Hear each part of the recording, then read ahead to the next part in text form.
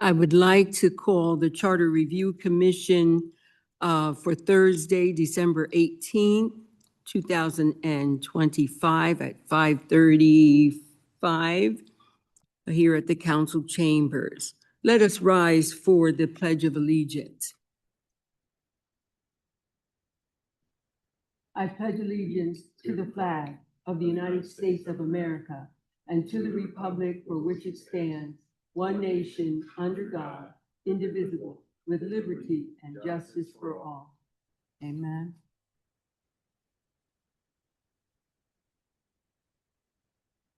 Oh, gracious and merciful Father God, we come to you today asking for your guidance and for your wisdom. Heavenly Father, we thank you for everybody's life that is in today as you have allowed us to be here. Lord, we're asking you to come together so that we could be unified in you, so that we will be able to do the work of the citizens of Reading, Pennsylvania. It is in this name of Jesus Christ I ask for all things. Our Father who art in heaven, hallowed be thy name. Thy kingdom come, thy will be done on earth as it is in heaven. Give us this day our daily bread and forgive us our trespasses as we forgive those who trespass against us. And lead us not into temptation, but deliver us from the evil one. For thine is the kingdom, the power, and the glory forever and ever. Amen. Thank you so much. May I have a roll call, please? Pastor Morrison. Here. Myers. Here. Bradford. Here. Quinones. Absent. Melendez. Here. Mr. Mejia. Here. Black. She's late, but she's coming. What about me? I'm on. Okay. Welcome. Ms. Sheehan. And Mr. Rivera is absent.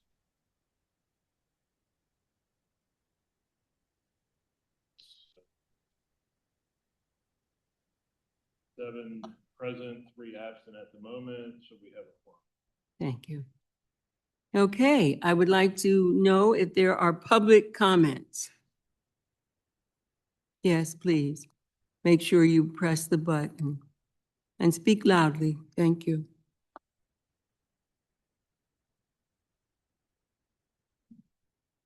Good evening, everyone. Good evening. My name is Regina Sincere Morrison. I'm here again to speak about issues in the city, such as the homelessness.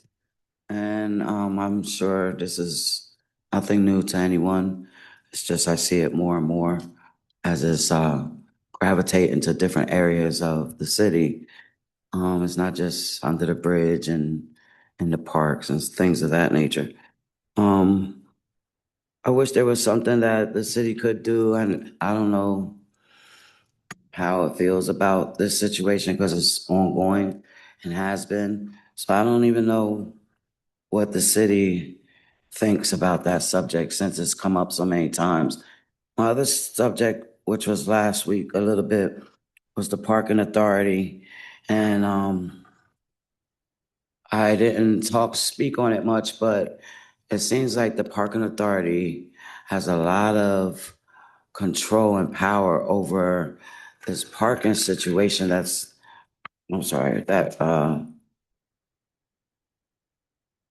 the city has. No, I'm really tired tonight, so I'm really not prepared to talk, but I just wanted to speak on the parking authority. Because as I said last week, I have papers in my pocket that state the certain amount of money that I owe them. And each paper was a different amount. And I don't even get tickets on my car. And I haven't had my car actually for months now. And things still are popping up on there. So I have my license plate in my house. So I don't know how parking authority is ticketing me still.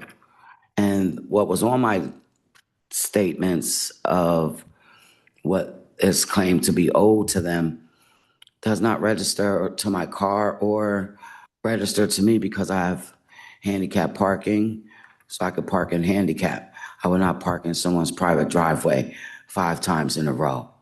And street cleaning tickets that I know have occurred on my record from in front of my house, which is right down the street right here on 8th. I know about those tickets, and those tickets aren't even on my paper that they claim I owe them. None of those tickets are on that paper. My concern with the parking authority is I know they had an opportunity for amnesty to pay half your tickets and your slate would be wiped clean. I didn't go for it because I felt like the tickets didn't belong to me anyway. So why should I pay half of what I don't owe? Prove to me that those are my tickets. Prove to me I parked in a private parking lot somewhere 5 times in a row. Months ago or years ago, or I got to pull the paper back out again and see exactly what year and month they're trying to say that incidents were.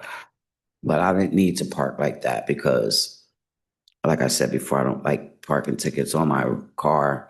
So I try to make sure I park legally at all times. And some things that I wanted to say last week about the parking authority would be, I noticed that there's a lot, and it would help with the parking. It would help with these random parking tickets if the city, I don't know if it's Public Works or the city parking authority, I don't know who that would fall under, if they would remove some of these street signs that say 10-minute loading, 15-minute loading, no parking, those don't apply anymore because those aren't businesses anymore. Those aren't loading spots anymore, some of them. So where there is signs that say no parking or 10-minute parking, and then the parking authority comes, sees them parked there, gives them a ticket, and there goes the domino effect of the tickets. That's just one example. These signs need to be removed. The signs that do not belong on the streets. Like I see here's another example. The BARTA bus, the door is on the right. It's always been on the right. That means you're going to get picked up on the right side of 9th Street as the example, a pure example. Why is there a no parking bus stop on the left-hand side of 9th Street when no bus door or bus is on that side of the street? It's on this side. So proving a point of what I just said is the signs that are up on these streets should not be, because that causes a lot of chain reaction of parking authority tickets. And that's basically my concerns tonight with the homeless and housing. I'm still in a situation of possibly becoming homeless myself.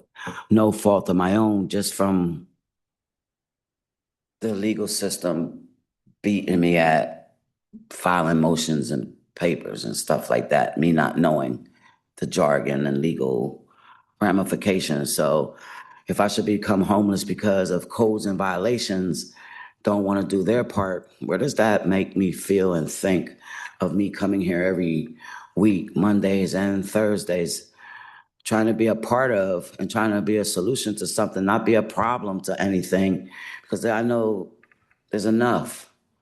There's enough of what you can do, what you can't do, what we can't say, what we can't. I understand all that. I'm just saying some things need to be addressed. And parking authority is one of the things at the top of my list right now. And I'll deal with homelessness later, but I also would like opportunities for things I'm going to look into just bringing more things to the city for our younger community. I know there's a lot also for teenagers with kids, programs, teaching them how to cook, teach them how to this, because if they weren't in that generational era where we were taught to do certain things as we would need in life, it's an injustice for the ones that are coming up right now. So I wish there was more for that as we could look into us, I would think. Thank you. Thank you, gentlemen and ladies.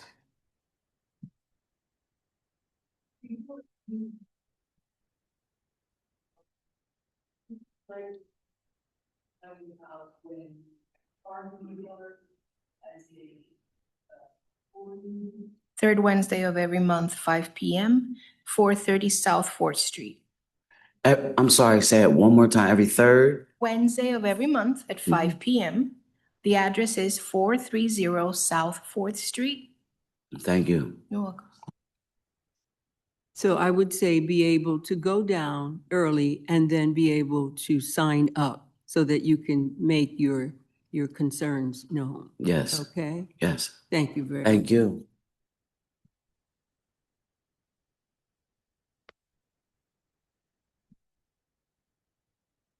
Hi, my name is Tracy Savanac. I live at Kennedy Towers, and I'm 100% in agreement with this beautiful lady. I was given close to $2,000 parking tickets after my van was rented out by the local mechanics all over this area. They were traffickers. They went as far as California, and they're threatening me. There's 25 of them that live in Reading, and I'm being threatened by housing, like Jay and the other one that's at Oak Brook, because I reported what I witnessed, because I'm a child of God. I don't want any kid hurt or any adult hurt. I saw too much at Oak Brook that I reported every detail, but they still came after me. But when I didn't leave my van at night, because my son would go to the hospital, emergency care, Eddie, they would take my van. But if I didn't leave it, they would park it illegally to get me a ticket. So when I approached the judge at the parking authority, he said, "You're stuck with the bill. If you don't pay the whole amount, we're going to take your vehicle and we're going to put it somewhere." So I was forced to pay everything, but yet I'm continuing to be threatened. I was threatened the other day. He tried to threaten me from housing because I confronted him in front of staff, because it started in 2013 when he was trafficking. And he knows that I know the details because I reported every detail. It was happening with a drug dealer across the street because we were getting a free piece of furniture, me and my son, with my van. So like they told me I will never get any money back. But yet, if you don't speak Spanish, there's a code that they have that if you don't speak Spanish back, you're not in the clique. And I'm working out the technicalities with our PD. Because I see it, but people are coming to me with more advice because I was helping the kids at Oak Brook, and they would come to me privately and give me things that needed to be reported, but I'm being threatened again. And my own friend is involved in my building. And then I was almost jumped by staff. Like, it's not a paid staff, but I've posted something on Facebook, no names, but I got reamed out. But yet I'm being threatened. But when you're too nice, there's a problem. When you're too nice. But yet when they confess under their breath that they're doing something illegally, I reported it because it wasn't of God. So I couldn't go to the dinner tonight at the Kennedy Towers because I was harassed by my own friends who I shouldn't have had to apologize for my weight gain from having medical problems. I'm being told I'm fat by the same lady who is obese, like she's so big. But you can't say that to somebody, but you say it nicely. I just said, look in the mirror, look in the mirror. And she accepted my apology, but then they threatened me. So I couldn't go in there. And this, according to what the other residents said upstairs, I went with Sheila and we gave out little pamphlets for the nursing agency. And since I've been there, they come to me quietly. They said they can't be stuck near them, the Spanish, and the other people that were brought to America, and they have houses in Puerto Rico, Connecticut, down south, all over the states. But they tell me quietly, and they think I don't know a little Spanish, but I do. I report every bit of it, and I don't care who hears me, but I'm going to have to leave the area because I'm being threatened, because God covers me with so many things over the years.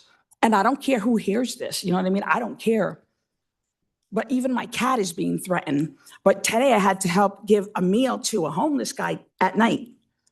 And there's so many homeless in our building. And one threatened me at my church a while back. And she's been watching me, but yet she came to Ashes to Beauty and there was a fire there. But she threatened me to my face in front of another gentleman who's a volunteer. But yet she sees me, but there's so many homeless, they can't open up the door to let all the homeless come in if they're homeless, because it brings in the bad people. There has to be a way to be interviewed that they know what's going on, because I don't know how all these people from other countries came over and I saw the files, and this is why it was 302. Yeah. I found out tonight that City Light now has meals at 6 o'clock. So if we could put the word out, but it's like, where do they sleep? But at least there's a meal. I don't agree with all that money that's being said that's going for, and I talked to my son who knows this area but left because of another threat. All that money is not being put towards the car garage. There's no way it costs that much. That guy's crazy, no offense, but it's got to be put where it's needed, not where it's wanted or hidden. Okay.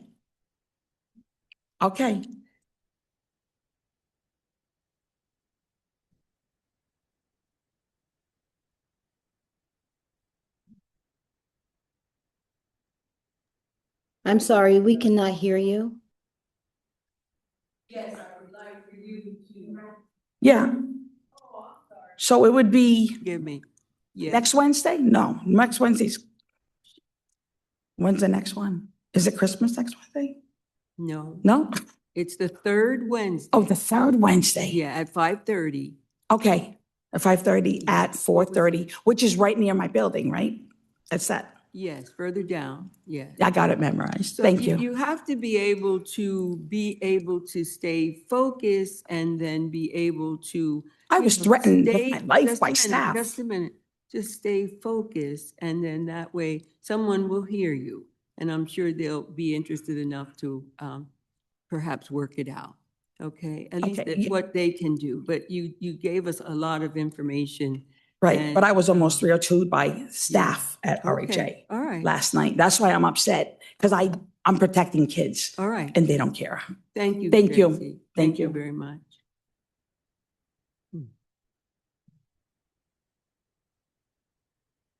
Okay. When we get together and when we hear public comments, it's really important to kind of stay focused on what our role is and how we can help here. And as you know, we're here to do the Charter Review Commission, and that is to review the charter and then to also make recommendations to City Council as well as propose ordinances and/or ballot questions for the community. So if you have those things that you would like to talk about that are concerning to those things, it would be really important to stay focused on that, okay? I really appreciate you wanting to share your experiences, and thank you both. And now we're going to get back, we were criticized about spending too much time with other stuff and not getting down to the work. Well, today we're going to get right down to the work, okay? I have some opening remarks, but I'd like to focus on the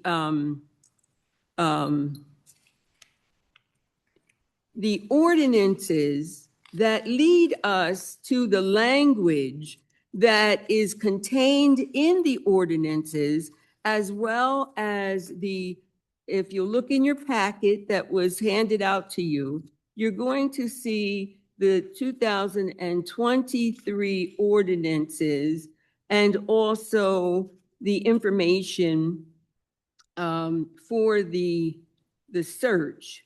Oh, wait, what was? Okay, that, I shouldn't have that.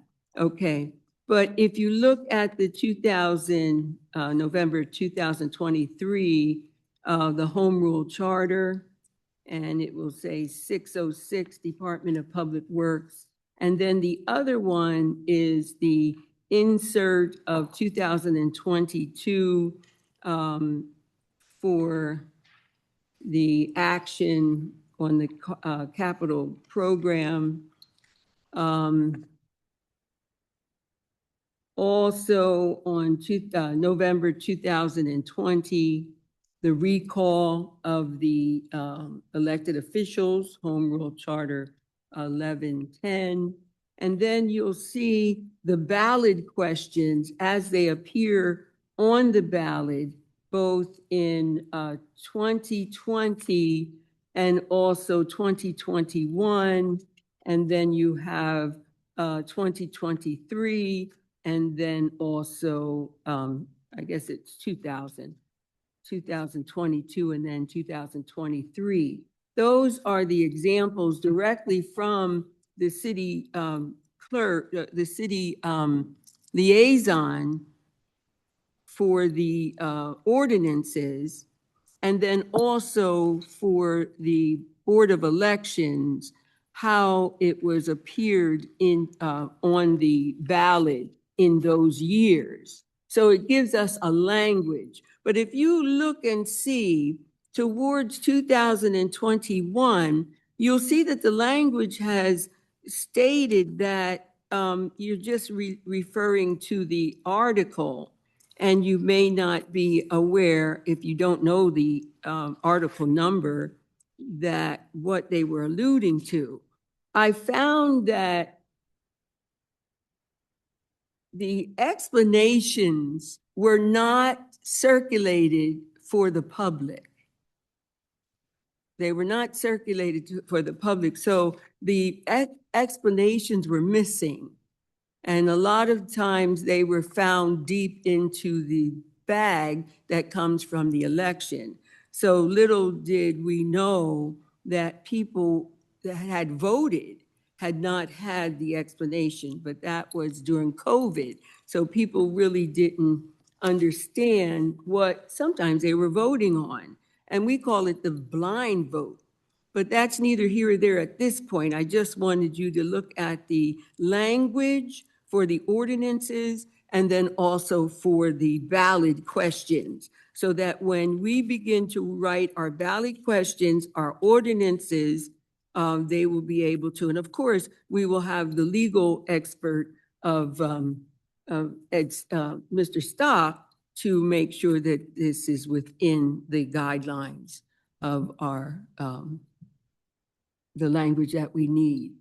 So you can have a chance, you just got them today, so I'm asking you to read over them, and let's get back to them before, even though we don't have a meeting next week, let's do email to see if you have any questions or if you we're understanding the language. And then listen, I would like for you guys that have proposed the questions, mock them with the language so that you'll get a chance to look at the language and say, okay, this is the ballot question. And then also, this is what I would like to see in the ordinance, just as an exercise so that we can know what we're doing in terms of having the ability to learn, okay? And I've seen some very good questions in terms of the topics that we're looking at for the ballot questions, as well as the recommendations for city council. So we did review them. Now, did anybody have any questions of the person who suggested those things?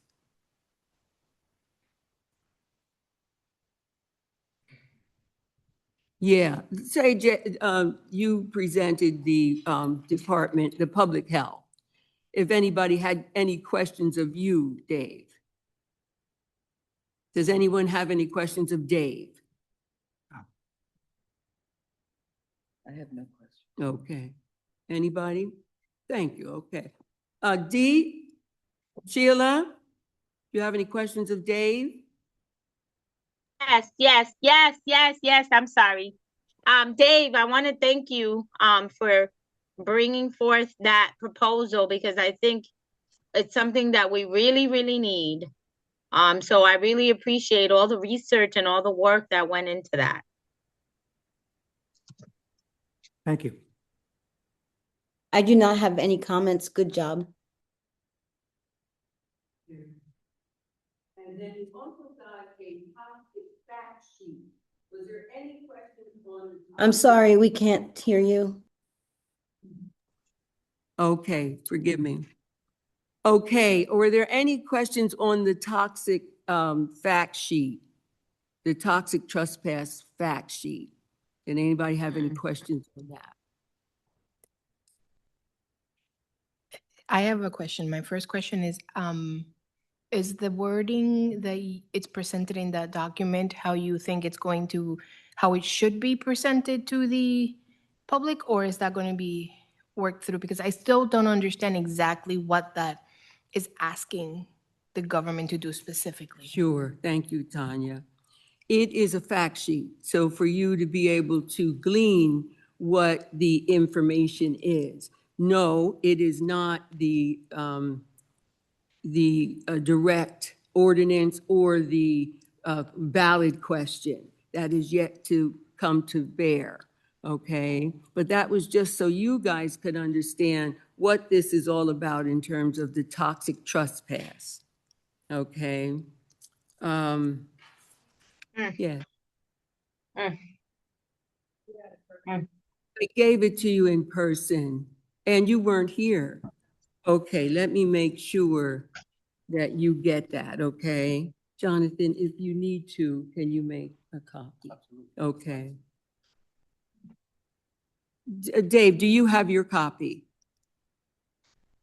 Okay, it's just a fact sheet for toxic trespass. Here it is, yeah. Make sure, Ann. And anyone else? Thank you. Okay. Jonathan, can you scan it and then email me a copy, please? You tell her that when the meeting adjourned, I'll do it just to Ye- time consumption. Yes, when he's, after the meeting, Sheila. Okay, no problem. Thank you. But what is it that you want? The The actual, toxic trespass wording. okay. So you weren't here yesterday? No, I wasn't there I yesterday. mean, I'm sorry, yes, last week, I'm sorry. No, I wasn't, remember? That's right. I completely Okay, forgot about our meeting. That's why I was a no-show. okay, no problem. We'll make sure. He's gonna make some copies and I'll make sure you get one, Sheila. Thank All you. right. But everyone else did except Ann, right? And Sheila. Pardon? Questions? Please, about yeah. it? Okay, Please do that over email. okay. That'd be great. Now we have another perspective. Are we ready, Jonathan? Jonathan had presented to me last week an idea, and I think it's valid in the sense that he was doing some homework, some research. So I would like him to present that to us. Are you okay, Jonathan? Very good.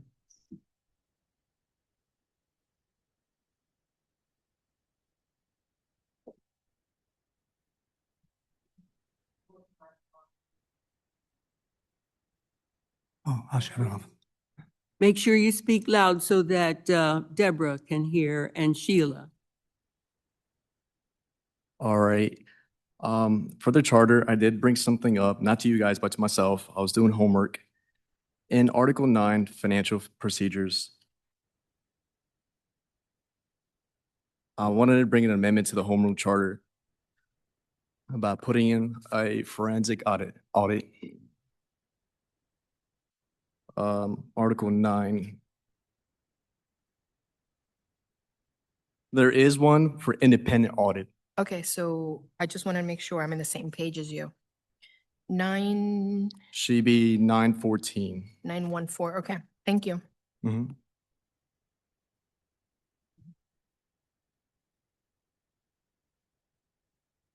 So what's your proposal again? So I see here they have an independent audit here. I was thinking as well, put in a forensic audit in it. So it was just like to reinforce like transparency, strengthen internal controls, or like promote public trust.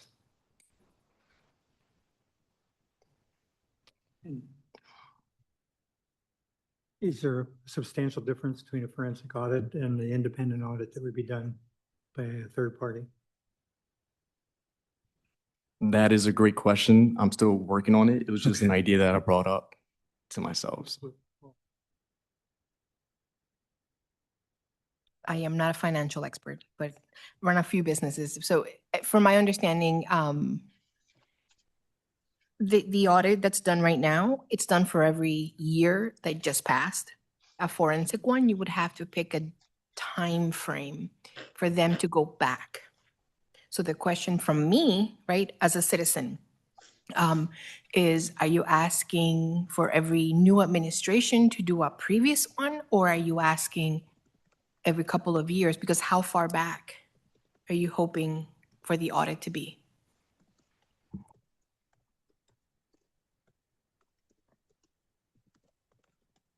In my head, I'm thinking maybe when like every new election comes up, so the next one could see what's happening before, or maybe like a cleanup, so they can start fresh instead of seeing things that are missing, if that makes sense. It was just going in my mind. I still haven't processed it all, but it was something that was brought up. Can I say something? Hello? Go ahead. Thank you, David. According to what I see in front of me, an independent audit versus a forensic audit. The main difference between an independent audit and a forensic audit lies in their objectives and the level of scrutiny they provide. So an independent audit aims to provide assurance that the financial statements are free from material misstatement, ensuring transparency and compliance with accounting standards. It is typically conducted annually and is a requirement for publicly listed companies and certain private entities. In contrast, a forensic audit is a specialized examination focused on detecting and investigating potential fraud, embezzlement, or other financial misconduct. It is usually initiated when there is a suspicion of wrongdoing or when legal proceedings are anticipated. Forensic audits go beyond verifying the accuracy of financial statements to uncover fraudulent activities or financial misstatements. Both audits are essential for maintaining corporate accountability and integrity, but they serve different purposes and require different skill sets. Understanding these differences is crucial for businesses and regulatory bodies to choose the right type of audit for their needs. So with that said, I love the fact that, Jonathan, you put the forensic audit, because based on the history that we've encountered, based on the research that we have had forensic audits been done, then we wouldn't have the issue of the $83 million of overpayment that was done to the Reading Area Water Authority back in 2017 for a period of 20 years, when it was discovered in 2017 when Baker Tilly was hired under Wally Scott's administration to perform the forensic audit. And what it came up with was the $83 million overpayment by the property owners of the city of Reading over a 20-year period, which we're still waiting for to see how we're going to recover that money, because it's not fair to the constituents, because we were the ones that were overcharged on that. In addition to that discovery, it broke down to the level of invoices being overcharged. Point of order, Sheila, can we stay on topic, please? Okay, well, I'm trying to explain. The forensic audit broke down all the fraudulent activity which caused the resignation of that administration. Had that been done years, decades before, we wouldn't have that $83 million issue. And that's not the only authority that has questionable mismanagement of funds issues. in the city of Reading. If you don't mind, I'd like to interrupt at this point. Jonathan, when you had shared that, you said that it would be the citizens generating this through the auditor's office. The auditor's office, which literally belongs to the citizens, correct? And that a 4-year period would take place, that automatically a forensic audit would be done. And as Sheila was saying, this is done for more than just auditing purposes. Yep. We do have Herbine that does the audit, but they do not have any enforcement power they can recommend, but they don't have any enforcement power. And now Herbine is now merged with or bought out by someone else. I forget the name of it, but I'm looking for a contract for the new entity, because it's only right if they were bought out, then we need a contract with the new people, okay? Not just follow the old procedure with the new. The other thing, though, too, is the auditor has subpoena power. She has not exercised her power in anything. And what I found out is that there are many audits that are tardy, not by 1 month, not by 6 months, sometimes 7 and 8, when they were supposed to be calculated into our budget for the end of the year. And those audits are tardy. And when I say tardy, I mean very much months and months and months unable to be satisfied. And so with the power of a subpoena, the auditor can literally draw and literally get that information, whether they want to give it to her or not, or whoever that person is to be the next auditor. So those things are community oversights. Those are the things that community would be able to oversight with the auditor. And I like the idea because it gives us an opportunity to look at not 5 years, not 10 years going back, but exactly at the turn of the administration. So, I really support that. Go ahead, Dave. If I can, I think I'm hearing two different things. One is that we need to make some changes to the traditional annual audit to make it done in a more timely fashion. Is that correct? And then the second one is your forensic audit that you're suggesting would be done every 4 years. That's correct. Yes. Okay. That's something that I could see combined. I'm sorry, I have to say again, we cannot hear you. Okay, I'm saying that this could be combined into the same ballot question if we choose to decide that as well. Okay, very good. Jonathan, was there anything more? Not at the moment. I have something for Jonathan I'd like to ask. Go ahead. I'm recognized? Okay, thank you. Hi, Jonathan. Deborah Bradford. Great idea. I want to twist the conversation about your idea and talk to you, and Dave is sitting right next to you, so it's so perfect, about a concept that Dave and I are discussing. And while we see the auditor being involved, because just as our chairperson mentioned, when she came before us, she did share she has never used her power of subpoena. So I like that. But when I think of a forensic audit, I think of an audit that's taking place called forensic because there are no legitimate footprints. We have to figure out what happened and back into it. That's my experience with forensic audits, but they are very thorough and they can be costly. So some problem should exist that would kick that off. But where I see a potential intersection is that Dave and I are working on a way to, I caution saying it this way, but for a lack of clarity, because we're still doing research, we'd like to see the citizens have equal power to the city council and to the mayor.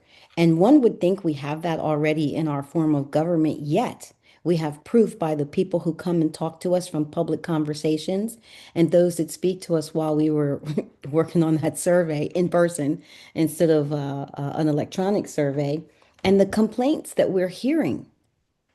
Would it seem as though if the city does not is as has such a lack of response to them as what it feels like they're giving this commission, Board of Commissioners, when we ask for something. So I was wondering if you would come into a conversation with Dave and I, because we see the work, the idea we're thinking of somehow involving the city auditor, which, by the way, sidebar, I think we need to put the CPA requirement back in there.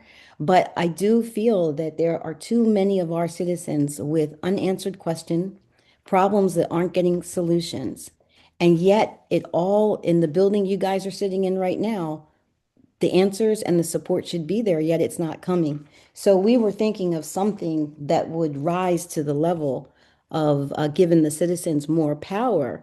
But then Dave uncovered, and we are reviewing the Citizen Service Center, and it's not quite what we're thinking about. So perhaps we could partner on that.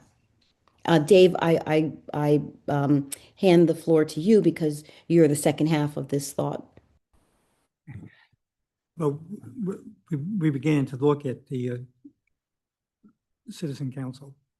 And there's some issues there in that there's never any reporting about what they look at. It really applies really only to the treasurer at this point, so it doesn't apply to other parts of the city government. So we were thinking that there may be a way of strengthening and beefing that up. Strengthening what? Hmm? I didn't hear you. Ann, say that Strengthening again. and beefing it up. What So did- I didn't hear what Ann said. she asked me what I asked said. I asked what he said. Oh, okay, okay. So Dee and I are looking at that. We're going to take a look at the existing organization, see how it works. But there doesn't seem to be any reporting. There's no requirement that any of the agencies, other than the treasurer's office, identify that citizen service office. There's no reporting about what sorts of issues are raised with them, what kinds of things are resolved by them. So we just thought opening up that process and making it more clear and more precise would be helpful. Have you been to a citizens, what is it? Is it Citizens Advisory or what is it? Oh, downstairs, okay, uh-huh, yeah.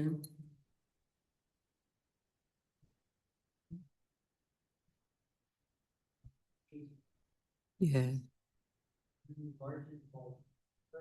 Mhm.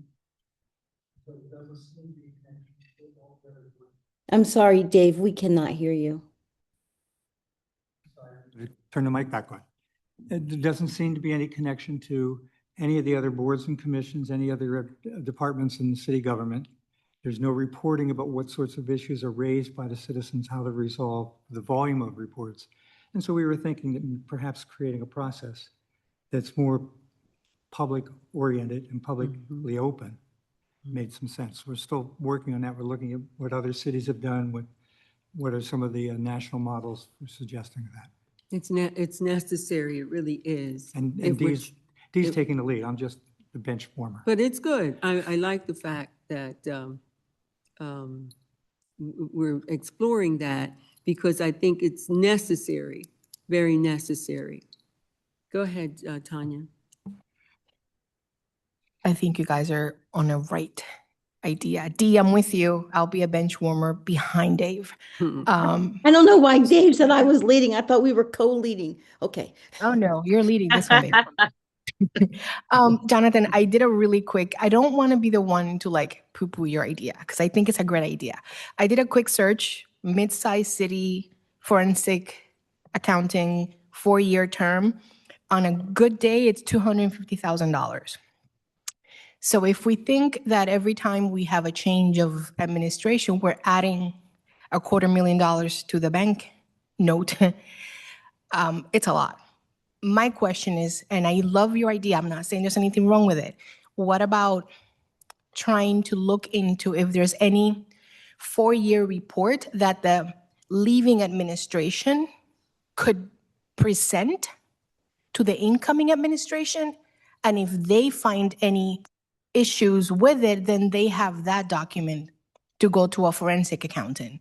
Because automatically tacking on $250,000 is a lot. But I think if there's some kind of report that exists, like as the leaving administration for their turnover, to also issue not just their yearly audit, but like a 4-year spread.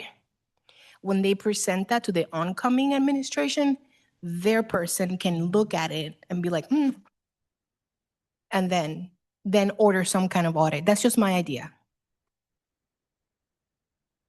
May Anything else? I ask I a have quick a- question?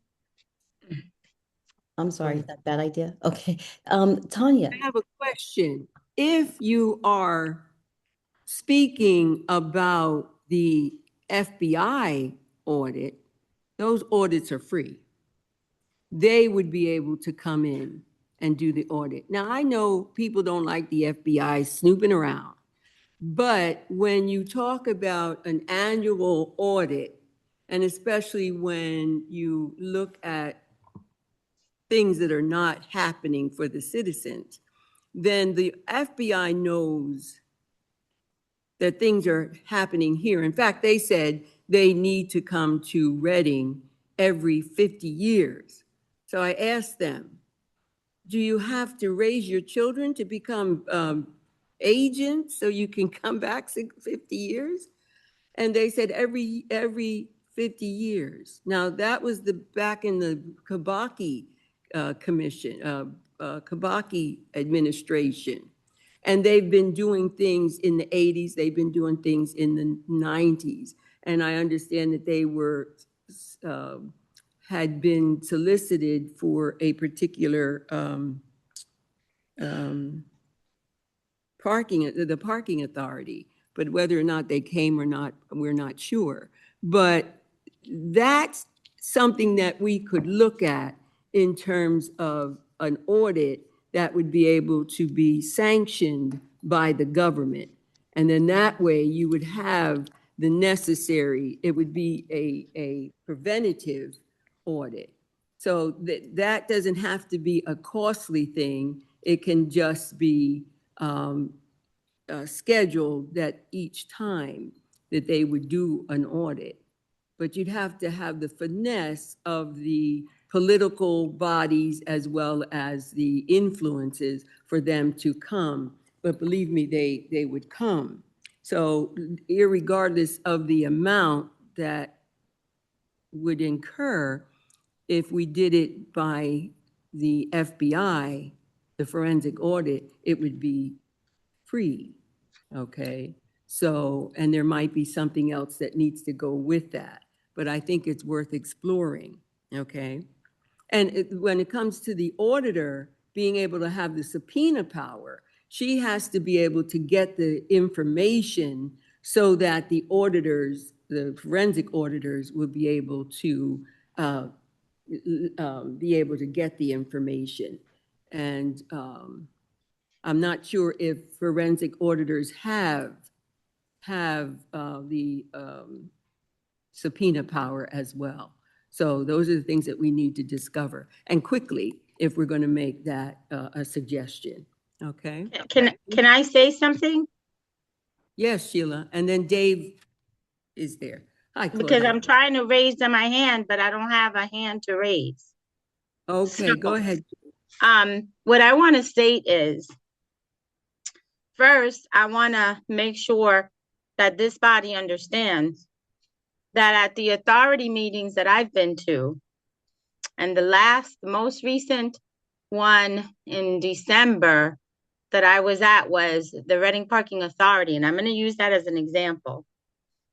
For a couple of years now, they've been approving, the budget is supposed to be due August, September, And what they've been doing is delaying, and then forcing the board to approve a budget the last week of December, making it highly questionable, to the point that I believe one of the authority members, and if I'm not mistaken, it was Patricia Vasquez, stated, why is it that the budgets aren't done on time, and then you expect us as the board to approve these budgets because it's last minute end of year? I'm not going to do that. So if that's being done consistently, then what are the chances that there's issues with the budgets and numbers? And the only thing, the way that it can be identified is through those audits. The other thing I want to know is, what I'm noticing is the city of Reading has no problem spending 200,000 plus for government studies that sit on the shelf collecting dust. But when it comes to issues like this, there's a problem.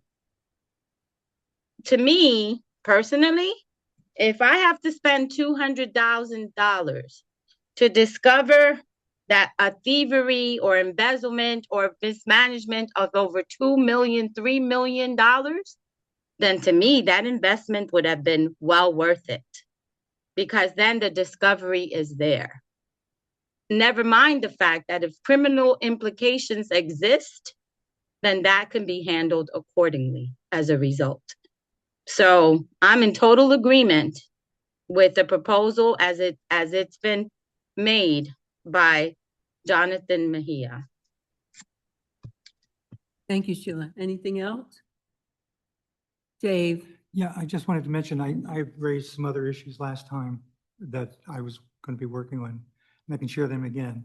One is Please. an amendment to address the parking ticket disqualification for boards and commissions. Please, again, I didn't hear you correct.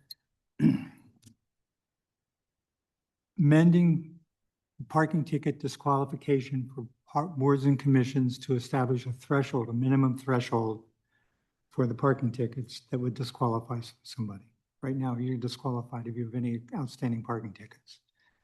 I had suggested, and I think we might want to think about this one a little bit more, merging the Charter Board and the Ethics Commission into a single organization. I'm suggesting that we take a look at and update and clarify the initiative and referendum process, and I can send around something about what that would be. And review and update the role of City Council in the appointment and termination process of city agency heads. Okay, Dave. And I'll work on the language for all those. Now, I have to bring in Ed on that in terms of the pros and cons of the Ethic Board and the Charter Board being one and the same. No, I agree. There are pros and cons to it.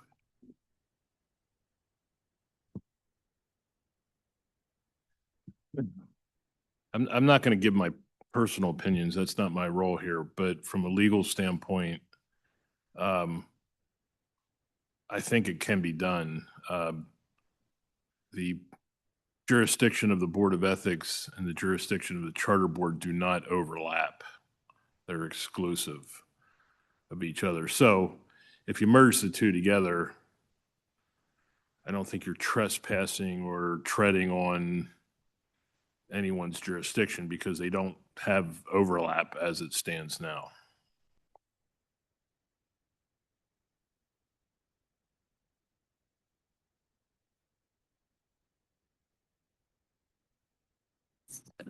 I keep forgetting. If that is to merge, is there a portion of the meeting becomes ethics and then subsequently would be the Charter Board?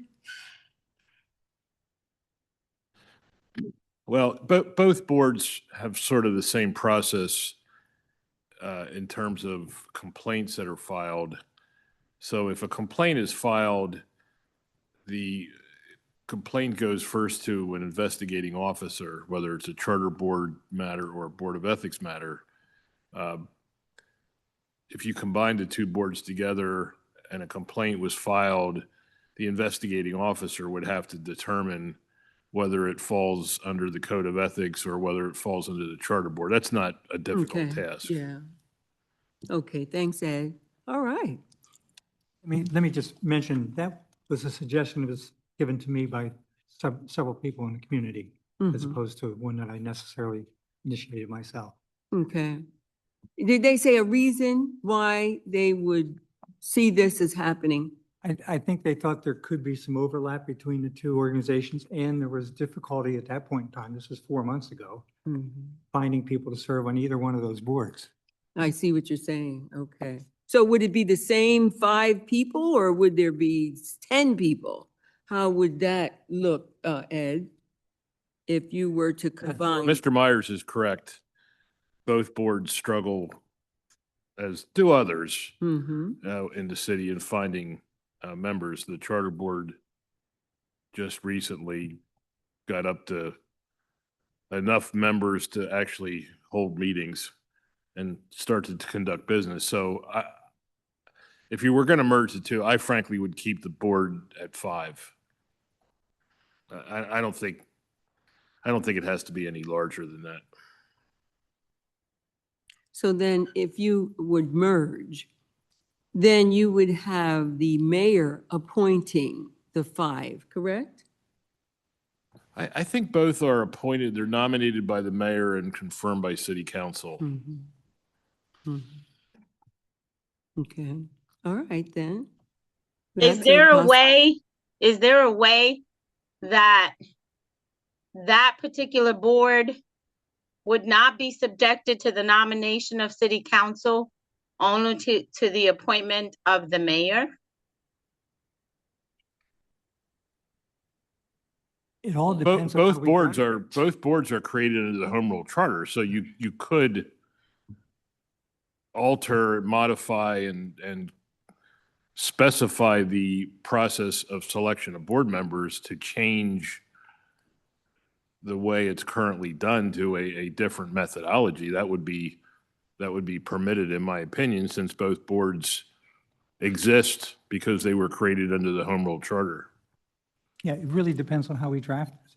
How Okay. we draft the proposal for council and how council Correct. puts it into the Respond. charter. Correct. Mhm. And the other thing we have to remember is that the Court of Common Pleas has the final say. So that whatever the issues are, if they're not dealt with inside the boards, whatever the combination of the board is, it can also go into the Court of Common Pleas and to be heard there as well. And that's with anything in the charter. So I like the fact that we do have the Court of Common Pleas that is the final say in our charter process. So, yeah, okay. Anything else? I just want to make sure the importance of keeping that particular board totally independent and not at the jurisdiction of a government, let's say, that would be able to orchestrate appointments based on disqualifications in order to keep. We've had so many decades of so many issues where forensic audits and criminal complaints were warranted, where it's fallen on deaf ears. And the thievery has been there. There's no other way to put it. Because and I'm going to use again, the Reading Parking Authority, for example, and it's in the notes, when a board member questions, why is the special event monies collected for 2017 and 2018 at $0 for both years, when events were sold out? Those years there were sold out events. So millions of dollars disappeared. No one questioned it. no council member, there was no oversight. There were no complaints filed, not even criminal complaints, nor was there any complaint filed with the Department of Justice to be able to look into that. So personally speaking, if we're gonna do this, then we should do it the correct way, keeping it in as independent as possible and having the mayor appoint, is the mayor doesn't have the criteria. The mayor is just looking for passionate people that want to get the work done, regardless of the situation. So there's no limits there as to who we can get on that board and passionate enough to be able to do the right thing on behalf of the constituency of the citizens of Reading. I agree with the passion, but it needs to be legally oriented, because when it comes to the boards, I mean, the charter, that's a legal document. And you have to be able to understand that passion is one thing, but when we deal with our legality, that's a whole nother thing. So if we can combine the passion and the legality, that's really important. And then you have a passionate legality. But more important, yeah, I'm only kidding. Yes. But it's true. It's really true. So that we can look at. But is that the goal? And is that going to be a penalty that the citizens collective group is going to look at enforcing? That's my concern. A citizens group is important, but do they have teeth? Are they going to be able to do follow-up? And does the follow-up have to do with the courts or the agencies, whether it's federal or state? Because sometimes you have to go outside of your locality in order to get the help you need. So I just wanted to make sure that we, impress that as we move forward. Because we need to do that quickly. And if we're going to lay this all out, I think everybody has a wonderful idea. And my concern is the making sure that the constitutional right is real enforced when it comes to non-discrimination in our entire town, not just the HR, but in terms of our government. That's really important. Yes, Ann.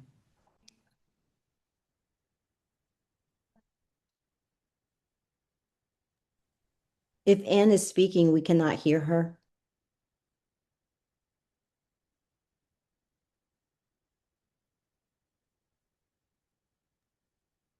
I'm sorry, but we cannot hear you.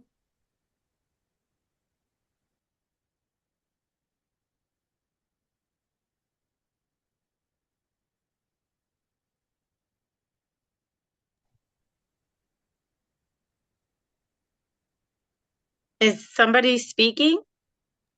I think so, but we can't hear them. Hold on a second. We're changing Anne's mic. Oh, okay. Thank you.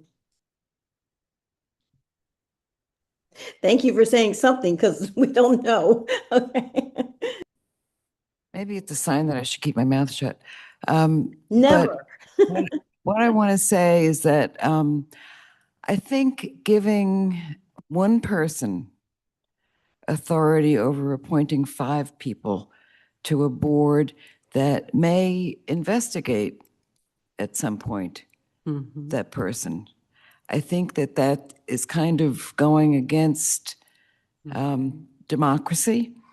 And I think that we need to keep remembering that council works for us and is elected by us, as the mayor is. So I would argue for, if there are 5 people on a reconstituted ethics/charter board, that each of the council districts elect someone or appoint someone, nominate someone. And then the mayor approves it all. I'm just talking off the top of my head.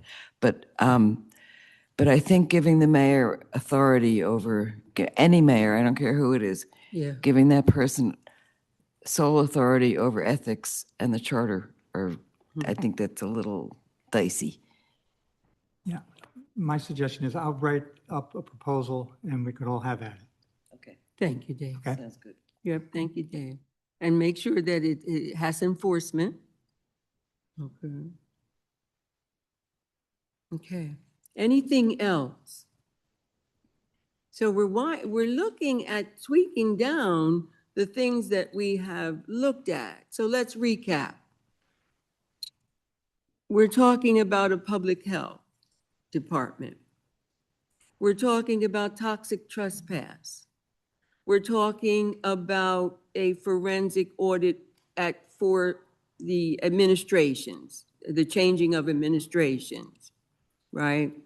We're talking about a fair city with non-discrimination clauses. We're talking about, what else do we have? Citizens' rights to be heard. That's right, citizens' and right to to be find heard, solutions.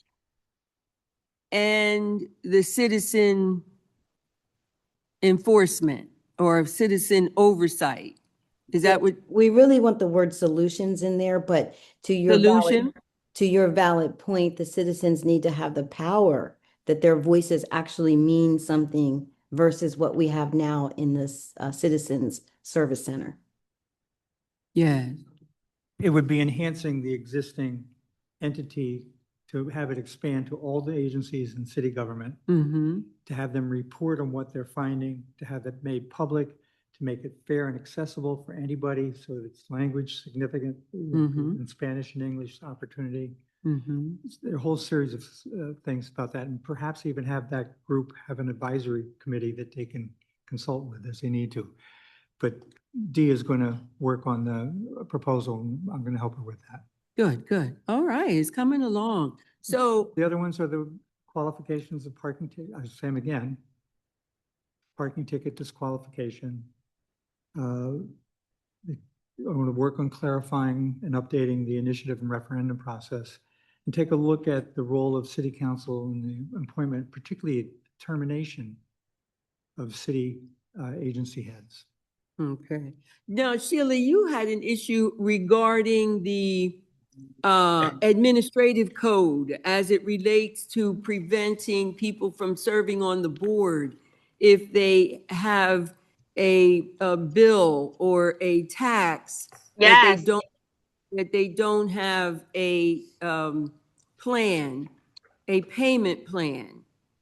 Yes, because it becomes it's an economic discrimination then. It becomes economic discrimination based on that fact. Now, and not only that, when you look at and you can analyze, even our own council members can set up a payment plan. I'm not into reviewing people's personal lives, because like I said, I got more issues to deal with, and your business is your business. But if this is in fact creating such disparate appointments to the boards, commissions, and authority, meaning if 95% of the population are people of color, how is it possible that the majority of the people that are representing us in the city of Reading on boards, commissions, authorities, or committees, majority of them are in the 5%, not in the 95% representation? That makes no sense. So the only way that could be achieved is putting tools in place to be able to orchestrate appointments and maintain those people to appointments after appointment. So Ann Sheehan proposed term limits for boards, commissions, authorities, and committees. Ann, am I correct? Yes. Yes. Okay. Yes. I appreciate that. Because that's going to And- help. But if people are working towards getting a payment plan, if people are actively seeking to get issues resolved, if they are doing what they can, then, and they're passionate about it, then there should be no reason why the appointments should be overlooked, or that individual needs to be disqualified. It's not fair. None of us are all in the same income bracket to be able to know what people go through. And because of that, and especially in the city of Reading, in the Northwest, the Northeast, the Southeast, parking is a bear. So the chances that people have parking tickets because there's nowhere to park, and the abuses because we can't park in front of a fire hydrant with our fire hazard on to load and unload groceries because it's $100 ticket right away. That to me Okay. is a perfect example as to why we have to make it economically feasible so that people can participate and there's no economic discrimination, because that's what I see here. Okay. The parking I'd ticket like, issue is. no, wait, Tanya, go ahead. Okay, the parking ticket issue is one that I was proposing we deal with. And So Only that would the be- parking ticket. right, so on top Yeah, of that the other one, two are real estate taxes and income tax. right, so whereas parking tickets, I understand to create a threshold is super reasonable because everybody finds a parking ticket they didn't know they had. But when you talk about taxes and things like that, and that person owing back taxes and things like that, and then trying to participate on a board or a commission, to me, there's a duality of responsibility. If I'm not responsible enough to pay what I need to pay, because it's my duty to pay my taxes. It's just that simple, being part of the United States of America. I gotta pay my taxes. Nothing gets me out of that. Then if I'm not responsible enough to do that, or I'm going through a situation in which I'm not able to, participating in something that it requires the utmost responsibility from you as a person, it doesn't fit. Like, I understand some kind of threshold, like a $500 threshold for all of them is reasonable, but just blanket statement saying, get rid of it, doesn't work for me. I'm supportive of the payment plan. If you're in a payment plan and that you are able to resolve those things, yes, that's a different thing than actually, blatantly owing. So that may be our area of compromise if it is going to be a payment plan. And they would have maybe from the time that they're on the board, maybe 3 months or a month to make sure that's in place, something like that, or right before they get on the board. Because see, I believe that we only have to recognize we need orientation, we need training for board members. That should be a must. Because people get on the board and they don't know what to do, and it's nine a year before they understand, oh, this is the work I have to do. Or they may not want to do the work. But I think there has to be an orientation before people want to. So I'm overstepping, but I wanted to say the board the charter board has to step up their business about not recruiting, but training the citizens. That's a must. That's a must. That's supposed to be put in place. And they need to step it up. Now, they won't be able to do anything from what I saw last night. They won't be able to do anything unless they have their investigator. So they have to do the, what is it, the RFP. So they're going to be a little while. So they're not going to be able to take any type of complaints at this point. They already have some, but they have to wait to make sure that they have an investigator. But more importantly, they can set the stage of training the different quadrants of the city so that they can be ongoing, getting people, because it's real from our surveys that 99% have no idea what our governing document is. And that's just right off the top. All right. So that's all I needed to say. And you had something, So, Tanya? Can we workshop a little bit of the Public Health Department document? Is that okay with everybody? Yeah, go 'Cause, ahead. We have another 20 minutes. Oh. Okay. So in the proposal, which by the way, I love this. This is like my baby from the beginning. The city would establish a city-managed public health department. The role of this department would be providing the conditions that allow every resident of the city to live a healthy life. This would include monitoring disease outbreaks, referring people for appropriate treatment, I can't talk today, implementing strategies to address health disparities and address the barriers to good health. Concepts. My thought is that we should include in this proposal step one before this one to give them a time frame and a direction in which to do it.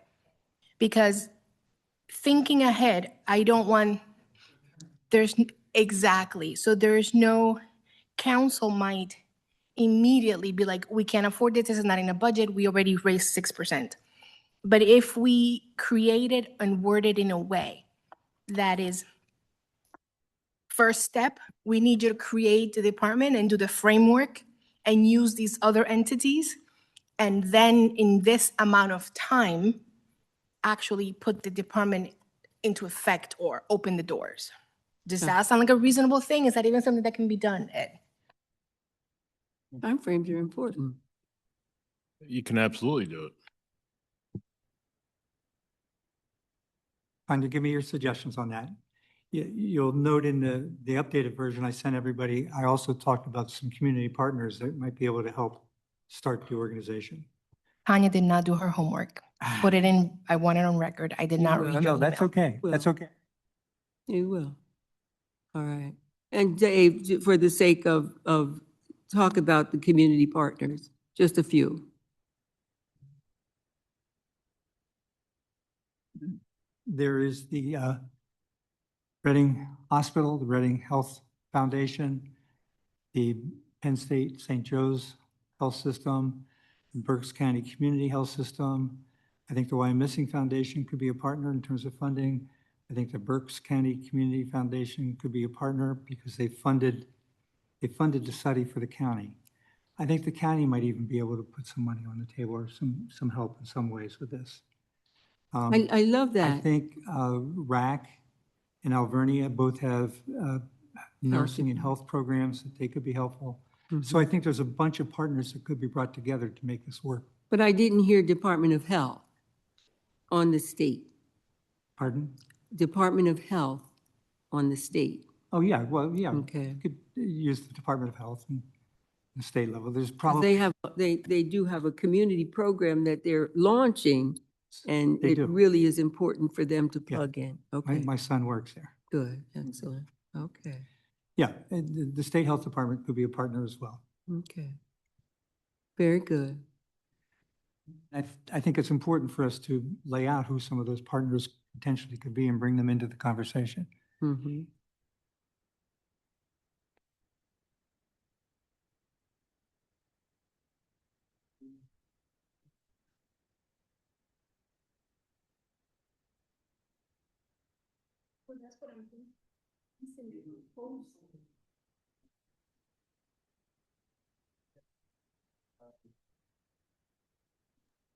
We cannot hear you. It's, Anne's mic is broken. Okay, speak loud.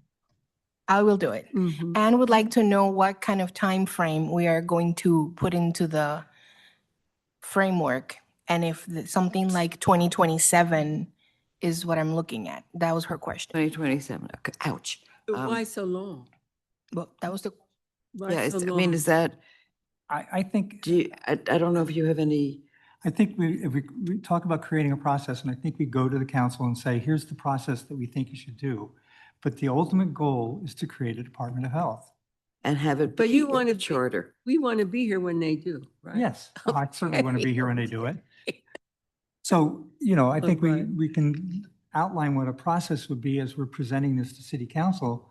And I'd get city council to understand, and perhaps the public to understand as well, that it's going to be a process. It's an iterative process. It's going to have several steps to it. And it might take a year, 2 years, 3 years to get it in place. But it's getting it in okay. place. So there would have to be a lot of community education around this, around anything that we do, that we suggest to add or change in the charter. There has to be a lot of Right. community education. Okay, thank you. Is there, I just want to double check, Dave, you wanted me to work on the wording for that part, right? Thank you. okay. I'm open to any help on any of the suggestions I made. I don't know if any of you have had a chance to look at any of the suggestions I made for charter stuff, and I don't know how you feel about them. The one thing that I feel really strongly about is, besides term limits, is the preamble to the charter. And I'm happy to work on that if you want me to send around another draft, because I do think that we need to say in writing that we're a welcoming city and that we support diversity, equity, and inclusion. I think that needs to be upfront. If we do it, I hope we don't use that term.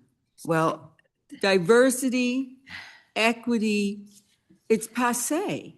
It has to it's do not with. passé, it's just not It allowed has to be to, said. hear me out. It has to do with affirmative action aftermath. Well, If we're saying anti-discrimination, that is a part of the Constitution, okay? Equity and diversity is not a part of the Constitution. That's my only concern. okay, this is what I wanted to say. This is my first draft. The city of Reading, and this would be before we the people, in my opinion, that the city of Reading is committed to providing a welcoming environment for all, regardless of immigration status, race, country of origin, language, religion, gender orientation, physical abilities, sexual preference, and anything else you can think of. And then say we the people in order to secure the fullest measure of home rule. I'm happy to work on that. Yeah, do I work have on that one with- comment on that, if I may. Sure. Yeah. My comment is I love that concept of getting that in the preamble. However, I don't feel that putting it in the preamble alone gives it any enforceability. I feel that under the mayor's responsibility, it needs to be there. Under every appointed or elected person of authority, it needs to be there, especially under finance and human resources. Therefore, when the next commission is sitting and reviewing the charter, they actually can say, if we have citizens complaining and audits showing that fairness isn't happening, that discrimination is happening, that's actionable. So when we put it in the preamble, great, love that. But I feel that if we really want to make it enforceable, we need to also tie it to the job titles that are the people who are hiring and making the changes to the government on a daily basis. Thank you. Okay, thank you, Deb. Maybe one of the things I can find out is what the ordinance that established Reading as a welcoming city, what that actually says. I think that would be a good place to start. Yes, because you'll note it, well, you'll see. Yeah. Can I you. say something? Yes, In the paperwork that I submitted for my proposals, under, I don't know if you all have it, but under section 3, amendment to the home rule charter, guarantee of equal treatment. Add the following section. add the following section. Subsection, what equal treatment of constituents. A, all officers, employees, appointees, volunteers, and agents of the city of Reading shall provide services, information, and access equally and without discrimination to all residents. No official or appointee shall grant preferential treatment or discriminatory enforcement. Oh my gosh. Hold on a minute, because people don't understand. No official or discriminatory enforcement based on district, socioeconomic status, race, ethnicity, gender, disability, language, proficiency, political affiliation, or any protected classification under federal or state law. This section applies to all city interactions with the public, including permitting enforcement,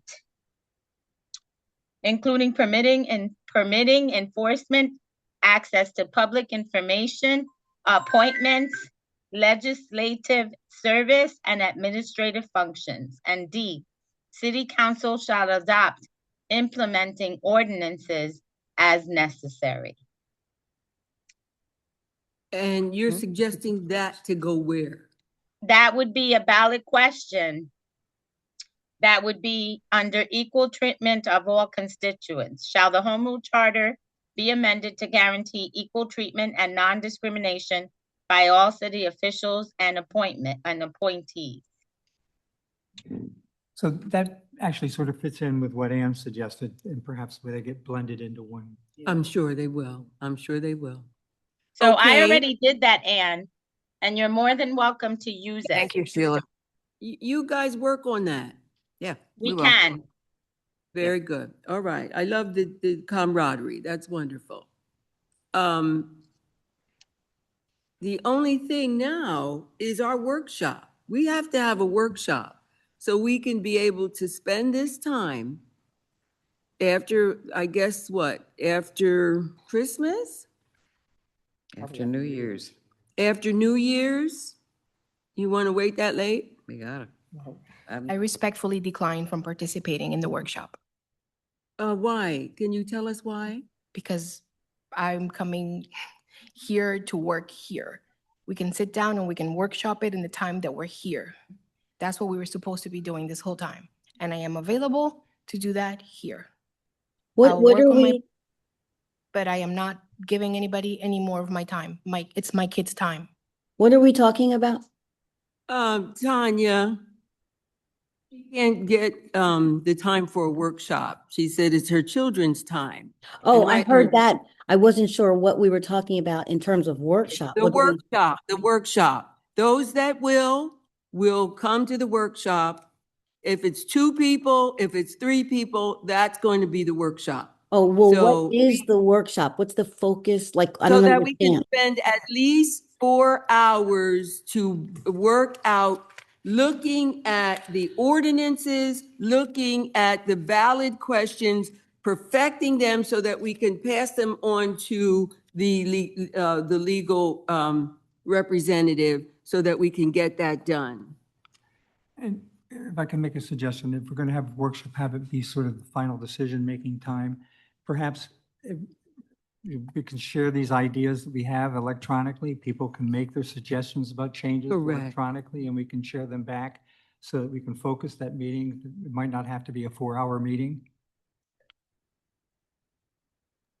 I also have Okay. input. I like the concept. I know we need to get things in the right wording and we need to put it in the right packaging. We can't just take it all hairy-carry and just toss it out there. I get that. But I was thinking that over our next meetings, that's what we would be doing. Hence my thought as to why we went so deep in this tonight. I mean, we didn't vote in the minutes or anything. We just went right into this, which I thought was good. No, I think that's right, Dee. We're not done with our proposals in terms of ballot question discussions, correct? Absolutely not. No. We're not. Okay. And there's going to be time that we're going to retweak and get it right. So I suggested a workshop so that we can get it done. That's all. We can do email. There's 99 emails back and forth, and that's fine. But we also need to sit down to hammer out our questions and the procedure as well as the wording. So those of you who are willing to do that, I don't know. I'm taking a poll. I'm willing Ann, to. just a Oh. minute. Ann, are you ready to do that? I would do, I don't know that I would do a 4-hour workshop, a 3-hour workshop I would do, but my time is limited. Okay. I am not available on Monday and Wednesday evenings, She was saying Saturday. I would and say every Saturday. Saturday in January, I'm working. Okay. Oh, wow. All right, so that's Ann. Okay. And Dave is not available on the 10th of January. And Dave, you're not available on the 10th of January. Yes, Okay. Yeah. I'm doing it for her. Okay, very good. 10th of January. How about you, Jonathan? I will not, because I do work on Saturdays. You work on Saturdays. What time do you work? It's 7:30 to 4 o'clock. 7:30 to 4 o'clock. That's the whole Saturday day. night.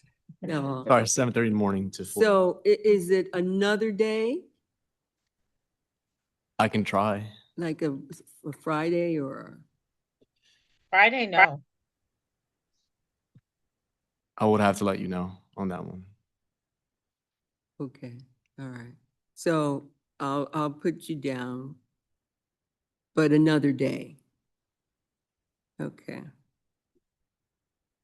And as far as you're concerned in terms of, only working in this workshop, that's the difference between having time to devote into a community process, because not all of us have time, and not all of us, we have other issues and other responsibilities. But there is some time to look at the commitment you're making for the future. Sometimes it's not even about you, it's about what you're contributing. And I'm not making slight of anybody's responsibility at home, but at the same time, when we're dealing with community. Okay. So that's you, that's Jonathan. Myself, I'm available. Claudette?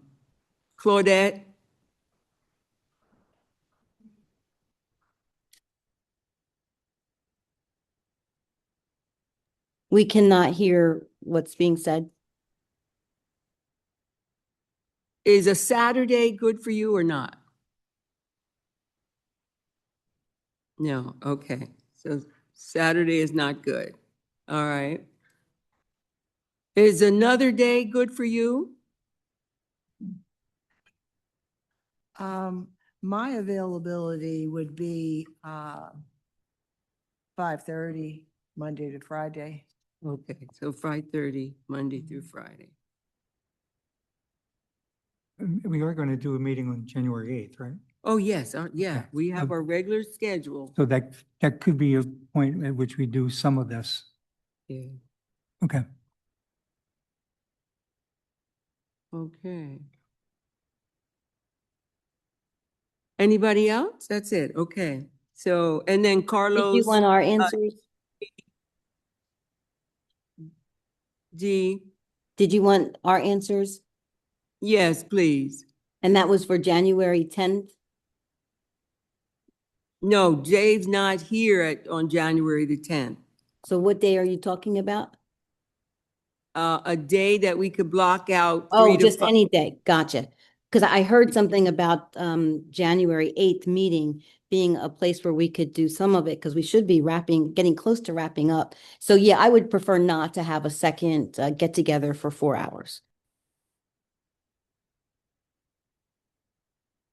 Okay, then then you and I, Ed, we have to make that happen.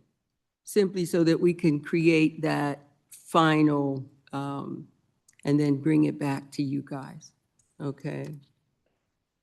Because we have to get this done and get it done, so please make sure it's please read the ordinance, mimic the ordinance, and also the question.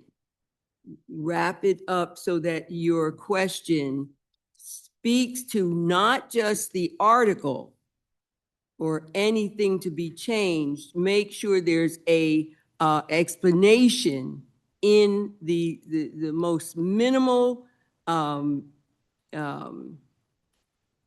the wording that you can, okay? If it needs to be expanded, we could look at that. But please, just follow these things and then work it out. Go ahead, Ann. I was just looking at the calendar and it looks like if we're due to finish by February 26th, we have 8 weeks left. So if we could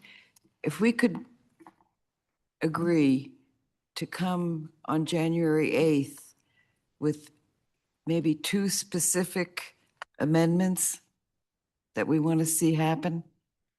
And then if we could figure out how many amendments we want to do. 6. 6. Mm-hmm. Okay.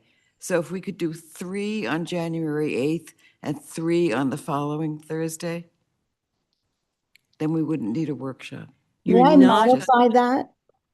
but no, And wait. I'm sorry? I want to tack on to what you are suggesting. Okay. Go ahead. Well, our chairperson told me to wait. Oh, sorry. Go ahead, Dee. Oh, okay. So I like that idea. And Evelyn, since you're saying that we want to have 6 total, could we not in our next meeting, which will be the first one in January, take all that we have and narrow them down? Can we vote on the 6 we want to work on? Then we are just working on 6 versus however many we have on the table right now. How does that sound? Okay, I agree. We could look at that. However, we're not allowing the time to get in touch with the Board of Elections to get that going. So we have to make sure, and then let me find that out where I need to go or what I need to have ready for them, okay? And That- when? Yeah. When you need to have it ready. Right, so 'Cause that. I've been operating under the assumption that we have until the end of February in order to get on the May ballot. No, we calculated it, but we don't know until they tell us where we need to be in January, so that we can make sure that we're not going to miss a ballot, the entry of a ballot. All right. So that has to be done. I can go tomorrow and deal with that and put it in writing, and that all of you will know that. Okay. So that we can be ready for that. Okay. Because whether city council agrees or not, we still have the opportunity to put things on the ballot, you see. So I think, but of course, we want to propose to them the ordinances, the recommendation of the ordinances, so that maybe they'll say, hey, let's do this, let's do that. Then we don't have to put it on the ballot. But we want to make sure that the timing is right, yes? Okay, can I ask one more question? Okay. Yeah. Does the mayor have to sign off on this? Does the mayor have to sign off on that? Yeah, No. okay. I have one other question too, because if we are going to narrow down to only a total of 6, it sounds like a bad idea for me to start drafting and writing until I know whether or not the idea I'm working on is one of the 6 we want to move forward. So that's what was behind my request or thought that in our next meeting, we could take the entire list and narrow it down to the 6. And now we have the ones that we need to write up. Okay, Dee, there's only 6. Because the things that we wanted to combine, they're combinable. And still be able to either yes or no question. Oh, I for think the then, do we have a list of that? So I could do we have all that compiled? Because I was Yeah, just taking will, notes of all the because that has different to ones be- and there were a lot. Yeah, no, they're not, Mm-hmm. But listen, but what happens is we have to be able to combine them because they operate in the same vein, okay? So that's what we're going, that's the creativity that we have to do. And not every one of your amendments are going to go. We have to make sure we vote on that so that we can move it out. So if you choose to write it out, then do so, simply because we have to vote on what's going to be the most important. Because now remember, we also are looking at the general election. All right, so we can have 6 here and 6 there. Oh, so we're working on a total of 12. Yeah. Okay, because I do not, and just want to, thank you for giving me a moment to share this. I do not want to take my time to draft a bunch of things that are not something that we as a group want to move forward. So that's why I was asking, can we vote on the ones that we want to work on? Because time is limited and I would rather work smarter than harder. Yes. I understand, but I think they're all valid as they're coming to bear. And I think we need to sort out what would be the primary and what would be the general election ballot questions. Okay, so So I that- am, just for everyone to know, I'm going to wait until we get to that point to figure out where we are with the idea that I'm presenting, because I don't want to spend countless amount of time for something that goes nowhere. I heard you say that, Dee. I understand that.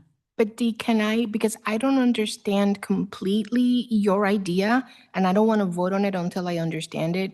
Do you think like you could share like a one paragraph just explaining the idea? Absolutely, and that concept is what Dave and I will work on, but to blow it up completely, we probably will not do that. But yes, the concept, absolutely. And the concept, to be honest, Sheila, is a very broad and deep concept that may require time to implement. There is nothing to say that we cannot, even though our timing ends in, the 6 months ends in February. That's not to say that we cannot work on that stuff, to work it out. I think we're going to realize that this is going to be a wind down, even though our time will be up, but this is going to be a wind down. But we must be able to get the recommendations and the ballot questions so that city council can at least review them. They don't have to vote on them, but they have to at least review them. And it's only right, because then when we look at the citizens, they have to give that information. We have to make sure. That's the most important part. Anything else, my brothers and sisters? I have one other thing about a different topic. Yes, go ahead, Oh, Dee. I know we're coming to the end of our time, and Ed, could you give us an update, a detailed status on where we stand with the reimbursement for the ticket I gave you, with the financial information? I had some of the commissioners turn in their expenses to me that they've incurred so far, and they are pulling credit card bills to get the receipt part out, because the parking garages apparently don't give any receipts. So could you give us an update on where we stand with that? Yeah, it's very simple. If this board approves invoices for payment, I was given the email to submit them to the finance director's office for payment. And I have the name of the person who in the finance department that will oversee this. Was planning to give you this information after the beginning of the new year, because you said you're sort of out of the box right now. Yeah, it's crazy time, but can you also tell me where we stand on the reimbursement for the parking ticket, as well as the signs for each commissioner's car, so that this doesn't keep happening? I know nothing about the signs for the commissioner's cars. I'm working on your I reimbursement. need a Dee. vote. Now that I have somebody to talk to, I can get that into them. Okay, thank you. I'm sorry, did I cut you off, Evelyn? No, okay. No, I just wanted to do the vote. I think we need to get this done now. And that is so that we can vote. Give us the choice words of what we're voting on, Ed. I don't know, you'll have to help me out. What are we voting on? So I that am we going to can have to move- leave our meeting in about 6 minutes, so do you? All like, right, we're okay. going, we're getting. There's nothing to vote on. If there are invoices or expenses that have been incurred, they should be put on the agenda for voting at the next meeting. And then we have the person in the finance department that we submit those to that person and they will get paid. And Okay. the parking ticket is a part of that? Yeah, yes, Yeah, absolutely. yes. Okay, so if you want to share that with me, since our next meeting will be in January, I will give that report for a vote and then we can move, at least that can be checked off. The signs, what I'm referring to for the commissioners' cars are to make sure that they don't get tickets and that they don't have to pay for parking to come to the charter review meeting, which isn't as critical to me, but it is critical to everyone sitting in the room because I'll probably attend via Zoom for the rest of the winter, but not everyone does. So when you say you're not familiar with those signs, can someone help me out? Because I was told that this would be something that would have been handed out the first night. Well, And I The think what I signs meant that, by what, I'm sorry, the signs what I that. meant by, what I Okay. meant by what I said is that it was not clear to me that it was my responsibility to find out how such signs are issued by someone in the city. If that's what you want me to do, I will do it. Yeah.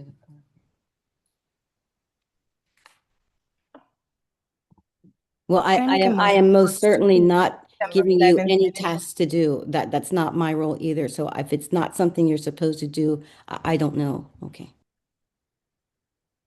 Okay, need to vote.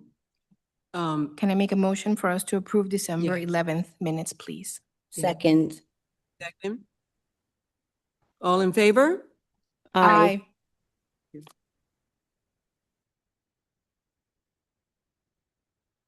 Does anybody have any other surveys? Please make sure that we extended it for another week. But please, I'm expecting all 30 from everyone. I'm sorry, what was that? I didn't catch that last comment. Something about 30? She wants the surveys returned and she's hoping that everybody will get 30, at least 30. Oh, whatever I have turned in is all I will have. Unless we get the survey electronic, then that's a different story.